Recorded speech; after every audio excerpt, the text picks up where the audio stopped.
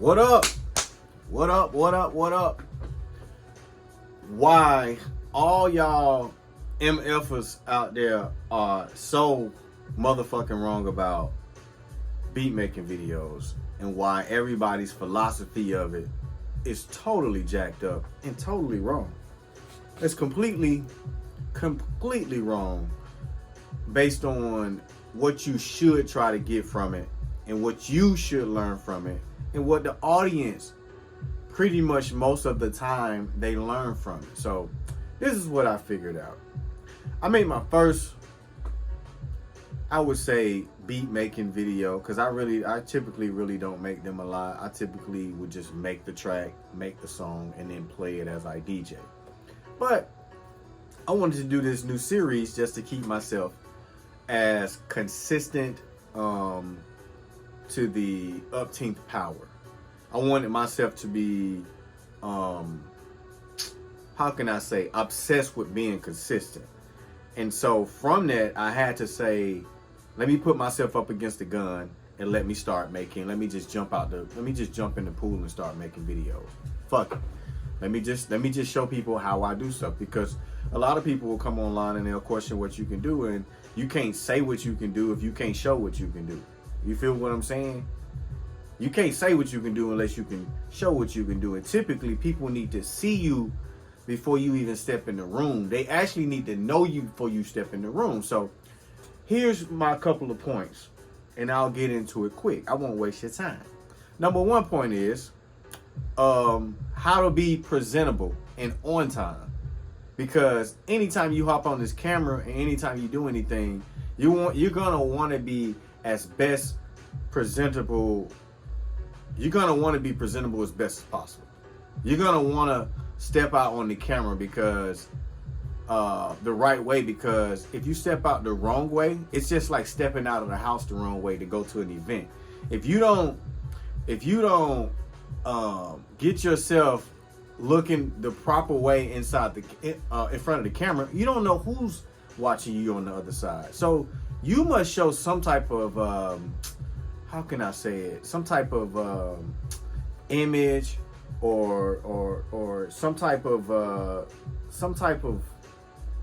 consistency of doing it the right way with your image and making your image acceptable to the people on the other side of the camera.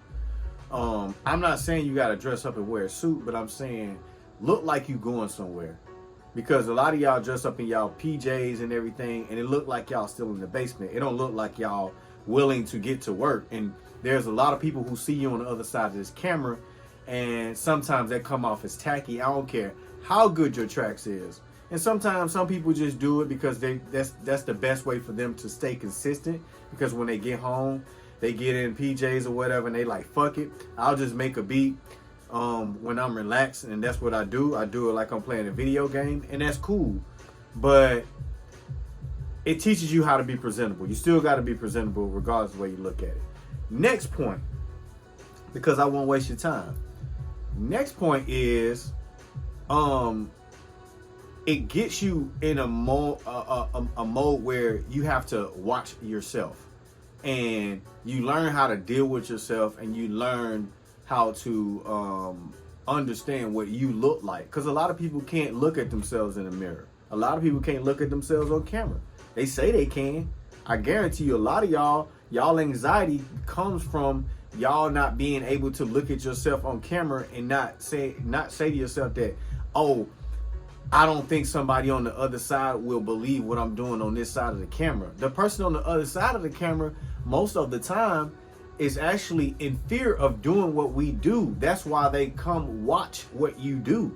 If you have enough courage to do what you do and just forget about that and just do your thing, then everything will fall where it should. But you got to start somewhere. So that's why the beat making videos, that's why it teaches you when you make the video to watch yourself. Watch how you moving. Watch your speed. It even makes you analyze the moves you make when you're making your track. It makes you better in that. And then it brings me to my next point, and I can roll right into this next point is that it makes you analyze yourself to the upteen power of standing outside of yourself, because we most of the time we make the track and we never see ourselves make the actual track. So we don't get to see our highlights. It gives yourself a chance to where you can see your highlight and you can see what you can do best and you can see what you're doing wrong. If you never have a moment of that, you never have a moment of advancement, because you don't have that lens to look at yourself outside of yourself. You would have to have somebody else critique you or tell you about yourself about that particular point for you to advance in that particular area, instead of seeing yourself on camera and being able to make those adjustments and those changes by analyzing yourself. And from that, you can get better. And you should look at your first video. The number one thing y'all get wrong is y'all look at and y'all say, man, my first, second, third, fourth video is supposed to pop off, or my fifth video is supposed to pop off. It ain't for nobody else at first. The first 100 videos, the first 1,000 tracks ain't for nobody else. The first 1,000 tracks, which would be about 3 years, and a lot of y'all think that, oh man, that's a long time. In music terms, when you're doing stuff and you're getting something done, that's not a long time. I just got done with an album that took us probably about, in production time, we was probably trying to get it done within a year. It took us about 1.5 to 2 years to get done. You know what I'm saying? So, and thank God it took us that long, because we added more pieces to the actual project as we went along. And that's my point that I'm trying to make, is that when you look at yourself and you look at yourself, whatever you're working on, you're working on FL Studios, I'm working on a 61. So it gives me a chance to look at how I'm using the 61 and giving me ideas of, damn, I can make that sound better. Damn, that sound need to really have more swing. And that right there, yeah, that's cool, but I can change that about that. And it gives me to see it in real time. It gives me an opportunity to see all these,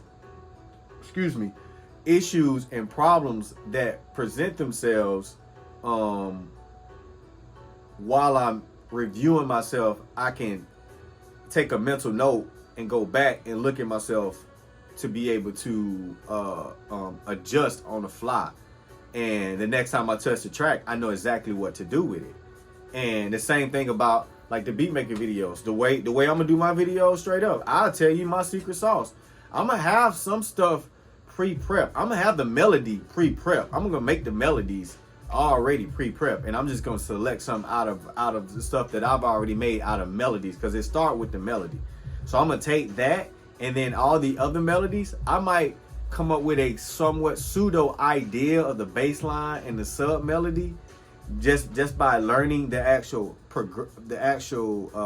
not the chord progression, but the actual key that the song is in. Once I really fit into the groove, I can learn what bass I need to do. I can learn what sub sound I need to do. I can learn if I need to add something to the main sound, and I can learn all that within maybe 15 minutes. So before I even jump on the camera, I'm learning what I need to do going into the track. That's gonna make me faster as far as being prepped and prepared to actually craft and make a track, and actually giving me a solidified system. You know what I'm saying? Because the goal of making a groove and making a track is to have a solidified system of something that works, and then manipulating and making it even more art from that. You know what I'm saying? Making a series of artwork that works for the masses, and then manipulating that series in different ways. That's the master of you doing something and mastering yourself in your craft and the way you do it in any form, art, visual arts, whatever. Finding your niche, and then once you learn your system, learning how to improve on that. And that's what the beat videos, at least from my standpoint, get me the insight of looking at my highlights, and it's communicating back with me and telling me what I need to do, because I'm looking at it like I'm looking at somebody else. And that's the thing, it teaches you how to look at yourself like you're looking at somebody else, and to analyze yourself outside of your norm of being like, oh, I made the track, so the track is already done. Well, let me show you how you made that track, and you look at yourself when you made that track and how you made that track. You might have done things differently when you made the track, when you look at it the second time around. So this is for the first 1,000 of them that you do, is for yourself. And I'm not saying you got to exaggerate and you got to think in your mind the first 1,000 is for yourself. But it is that crazy. The first 100 can be for yourself. But the first time, all of that I just told you is mental notes for you to get better, and it's for yourself. The people that see it on the other side, they might be people that you might think that are experts that might not be experts. These might be people that look up to you, so they're trying to learn something new just by looking into what you're doing.